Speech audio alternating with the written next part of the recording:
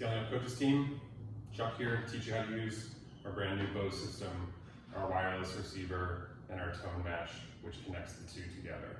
I'm going to try to do this in one take. I'll try to speak as clearly as I can, and I'll add some links in an email for information on particular pieces of the setup. So in the email, I labeled the microphones, the tone match, and the speaker system A, B, and C. We're going to start with the microphone system as A. Then we're going to go to the tone match, which is B. Then we're going to go to the speaker itself, which is C. These are all labeled as well. This is labeled wireless mic receiver. The microphone itself is labeled Bose, so that we don't confuse them with the system that's from the in-house. And then the tone match is labeled as well. This is with the cover on. This is what it looks like with the cover off. So we'll start with the microphone system. This is the receiver itself, and obviously the mic handheld unit is here. And then these are XLR cables that we use to attach A to B. These are called XLR or 3-pin. They're labeled in the email as well. They have a female and a male connection. We're going to use one cord for each channel coming out of the back of the microphone receiver.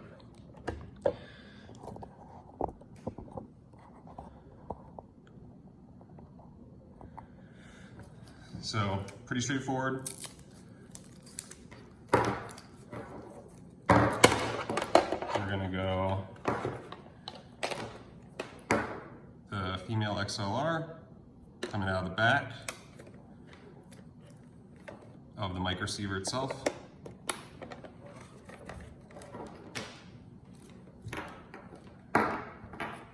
And then these are going to connect to the corresponding channels on the back of the tone match unit.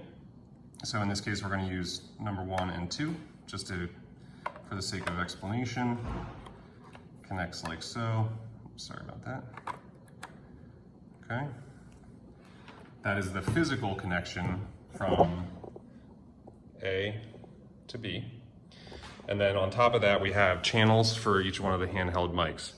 I added a link to a different video that describes how to make sure these are on the correct channels. It's a little complicated and they explained it better than I could, but I'll show you why it's important. Each one of the handheld mics that's labeled Bose is going to have its own channel so that they don't cross over. When we open the mic and turn it on, we'll see A2 flashing in the bottom of the handheld. We'll screw that together. We know that that corresponding A2 is running to this channel right here. You can tell that it's working because when you speak into the microphone, you can see the audio light blinking every time you talk. So that's good. That means we're working. From there, we're going to connect B to C, which is the tone match to the speaker itself. Now, this uses a different cable called a tone match cable. I noted on the email that it looks just like an XLR. If you looked at it like this, you would think it's an XLR, but it has this weird kind of data cable end on it. This is what connects the tone match unit itself to the Bose speaker system. The good news about it is it's only one cable, so it's very, very easy. So we're going out of the back of the tone match from the cord that says power, or the outlet that says power on it, which is right here. And then this cable comes over to our speaker unit itself, which looks like this on the back, and the tone match input is right here. This is basically going to make all of the connections that we need from the microphone to the mixer to the tower itself. The last thing we need in order for the speaker system to work is the power cable, which everyone has seen before. This is power cable. It's going to come out of the back of the unit and obviously go into the wall.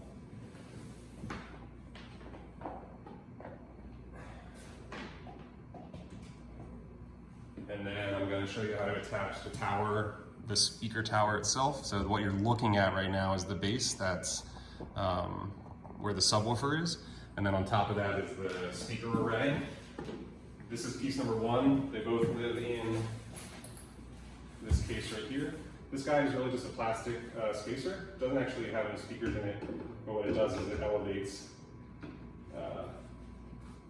the speaker up a little bit. I'm going to butcher this. Oops. Go. And then this bigger, more heavy piece, which be extra careful with this, because this is where all the money lives, connects to the top of this, and just kind of clips in. Now the speaker is assembled. Now to bring all the pieces together, we're going to make sure that we're turned off on everything. No power here. No power here just yet. We're going to start here. Power. You'll see the lights come on. This is our volume control for the different channels. Okay. We're going to bring our microphone over. It's already on. We see that. Going to turn the volume up on channel. We're going to come over to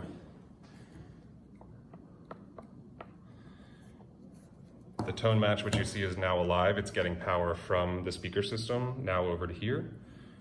We can see that the microphone that's receiving signal right now is number 1 because I'm tapping it and it's hearing that. We have it on mute currently, so we're going to unmute. We're going to bring up the volume for the mic itself,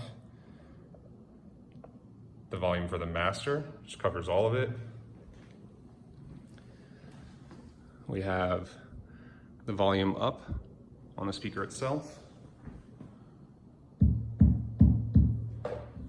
Check, 1, 2. And we have sound. So quick review.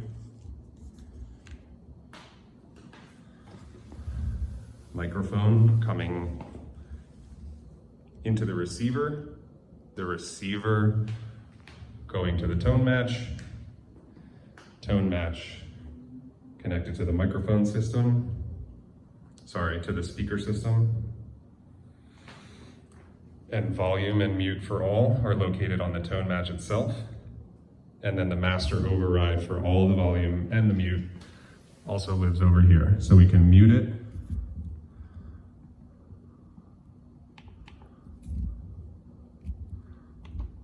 Now it's muted. Whoop. Mute. I'll have to figure that one out. Anyway, you get the idea. I'll walk you all through it when we see each other in person. I hope it was helpful. Please use the links in the email for more information.